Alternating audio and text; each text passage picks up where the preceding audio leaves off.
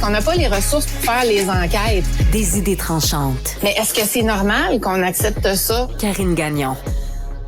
Karine Gagnon, chroniqueuse politique au Journal de Montréal, au Journal de Québec et aussi directrice adjointe de l'information au Journal de Québec. Salut Karine.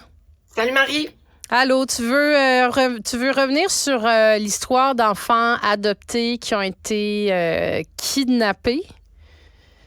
Ouais, je trouvais ça assez bouleversant puis renversant, cette histoire-là, à bien des égards. Là, tu sais, imagine, là, t'adoptes un enfant quand on sait tout le processus complexe quand même que ça demande, l'investissement aussi émotif et tout le kit, là, on sait ce que ça peut impliquer et que là, après une trentaine d'années, tu t'aperçois, et c'est l'histoire qu'on nous raconte dans le journal ce matin, là, que raconte ma collègue Élisa Cloutier, que cet enfant-là t'a été confié en adoption, mais après avoir été kidnappé.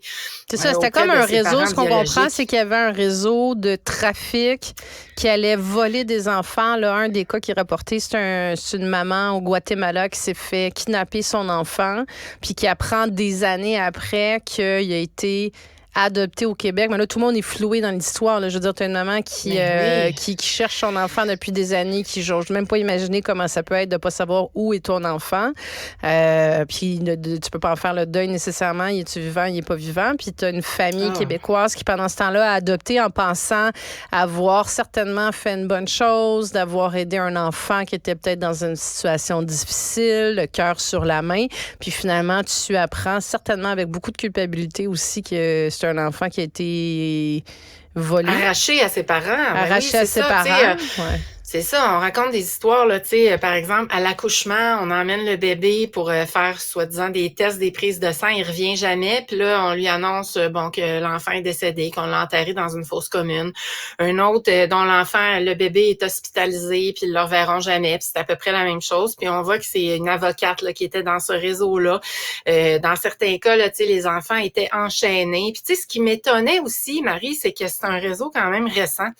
Tu sais, on dit qu'on a arrêté les adoptions au début des années 2000, puis qu'il y aurait 4000 adoptions illégales comme ça qui ont été faites, dont plusieurs centaines au Québec. Donc, tu sais, c'est plusieurs personnes touchées. Puis imagine-toi comment c'est bouleversant, parce que, bon, pour les parents adoptifs aussi, c'est ton enfant, on s'entend, là, tu sais, tu l'as élevé, puis c'est comme le tien, c'est le tien, en fait, là. Puis là, t'apprends que ça s'est fait dans ces circonstances-là à ton insu. Puis pour l'enfant aussi, c'est traumatisant parce que, là, aujourd'hui, remarque, c'est peut-être plus facile de retrouver les parents biologiques, mais là, tu sais, quand t'apprends tout ça, je trouve que c'est une foule de sentiments contradictoires, là. Ça doit être épouvantable, là. Mais là, est-ce que Karine, est-ce que on sait si j'imagine que c'est pas toutes les adoptions qui ont été nécessairement identifiées. Tu sais, est-ce que j'imagine qu'il y a bien des parents là, qui peut-être qui lisent ça aujourd'hui puis qui ça leur qui doivent se poser des questions. On a un doute de moi mon enfant vient soit du Guatemala ou de l'Amérique du Sud. Tiens, ok, ça s'est passé dans quelles circonstances? Est-ce que je fais partie de ces est-ce que mon enfant fait partie de ces milliers d'enfants là?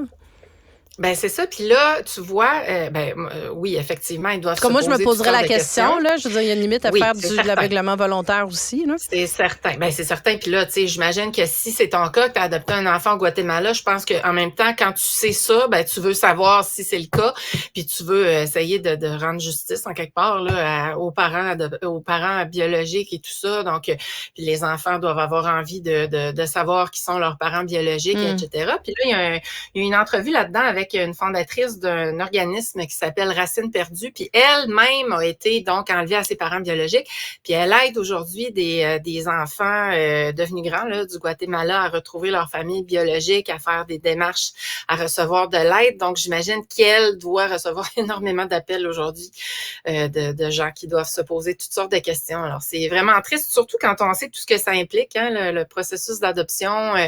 Souvent, c'est des gens qui peuvent pas avoir d'enfants. Alors, tu sais, c'est une série de deuils à faire. Puis là, tu te lances dans des démarches qui sont, je le disais tantôt, extrêmement complexes, qui sont coûteuses souvent aussi. Mais tu sais, je pense que au-delà du coût, c'est tout l'engagement émotif, tout ce que ça implique. Tu l'élèves comme ton enfant, c'est ton enfant. Puis là, d'apprendre dans quel contexte ça s'est fait, là, c'est tout un drame quand même.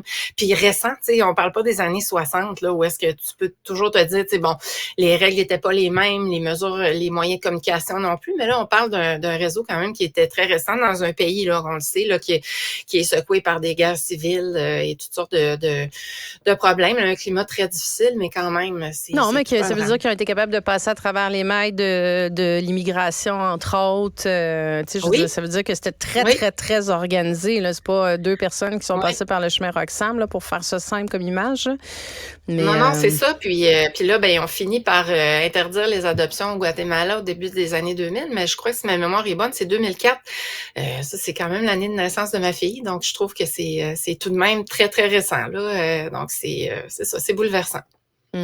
Autre dossier bouleversant, Karine, les îles de la Madeleine qui vont devenir, est-ce que c'est notre canari dans la mine de ce qui pourrait arriver aux différentes municipalités au Québec? Là, on voit, j'avais en entrevue tantôt justement quelqu'un de la municipalité, la personne qui est en charge du dossier, il appelle ça le dossier érosion, là, pour te donner une idée à quel point c'est ça. Il y a quelqu'un qui est en charge juste de ça.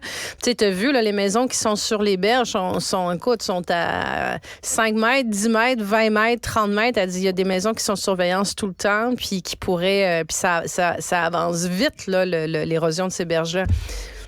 Oui, moi, je lis tout ce qui concerne ce sujet-là parce que mon conjoint et moi, on est des amoureux des îles de la Madeleine. Depuis qu'on a découvert ça il y a quelques années, on y retourne à chaque été, même en dehors de la saison touristique aussi.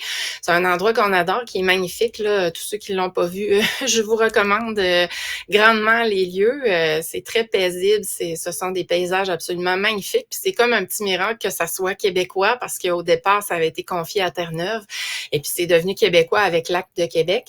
Mais c'est c'est quand même assez fou de penser que les berges reculent de 1 demi-mètre par année. Alors, tu peux imaginer là, à quel point ça va vite et ça fait en sorte qu'il y a des maisons qui, auparavant, étaient quand même très loin des falaises et qui, aujourd'hui, doivent être déménagées ou menacent carrément de tomber. Des falaises qui tombent, tu sais, on parle de à Cap-aux-Meules, l'île principale, la piste cyclable qui a été emportée. Ça, c'est derrière l'hôpital. C'est un secteur quand même qui est très fréquenté. Toi, tu l'as vu, tu l'as vu visuellement au cours des années, la différence, Karine? Oui. Ah oui, absolument, parce qu'il y a des sentiers où on pouvait marcher. Tu sais, il y a comme une espèce de sentier de Compostelle aux îles. Et puis, là, maintenant, il y a des sections qui sont fermées où c'est indiqué là, de ne pas s'aventurer parce qu'il y a un certain risque de tomber. Puis, ce sont des falaises très, très, très escarpées. Alors, tu n'as vraiment pas envie de tomber là. Et puis, tu sais, c'est ça, il y a toujours des parties qui sont grugées. Et le problème, c'est qu'il y a de moins en moins de glace qui se forment sur la mer autour des îles de la Madeleine et ça fait en sorte, à cause du réchauffement climatique, qu'il y a du gel et dégel de plus en plus fréquents. Donc, les berges et les falaises s'effritent de plus en plus facilement et donc, ça s'accélère. Et ce qu'on dit, c'est qu'on voudrait faire des îles de la Madeleine un laboratoire à échelle humaine parce qu'on a là un beau cas pour la science, malheureusement, là, tu sais, puisqu'ils sont très affectés, étant donné que c'est quand même petit et que c'est entouré d'eau. Donc, ils sont aux premières loges de ce que ça peut représenter comme impact les changements climatiques. Et là, on investit, les gouvernements investissent des millions de dollars pour essayer de freiner ça. Mais ce qu'on voit, on a un couple qui raconte dans une entrevue à l'agence France Presse que ils ont investi des milliers de dollars pour enrocher finalement la berge, mais que c'est toute partie avec l'ouragan Fiona, puis on le voit, il y a de plus en plus d'ouragans qui touchent les îles et à chaque fois, c'est la catastrophe. Je sais pas si tu te souviens, là, cette année, à l'automne, ça a été épouvantable. Il y a des secteurs qui ont été balayés, des maisons qui sont parties, puis c'est comme ça aussi dans les maritimes. Mais ce qui est particulier des îles, c'est que c'est effectivement des îles, donc c'est encore plus fragile. Puis c'est vraiment triste, tu as toutes sortes d'espèces d'oiseaux qui sont uniques, là, donc qui sont sur l'archipel et c'est ça, c'est un endroit, c'est un petit trésor qu'on a au Québec. Donc, on essaie de le protéger tant bien que mal. Oui, mais un petit trésor qui est malheureusement bien menacé. Oui. Karine Gagnon, chroniqueuse au Journal de Montréal, au Journal de Québec. Merci. Merci, à demain.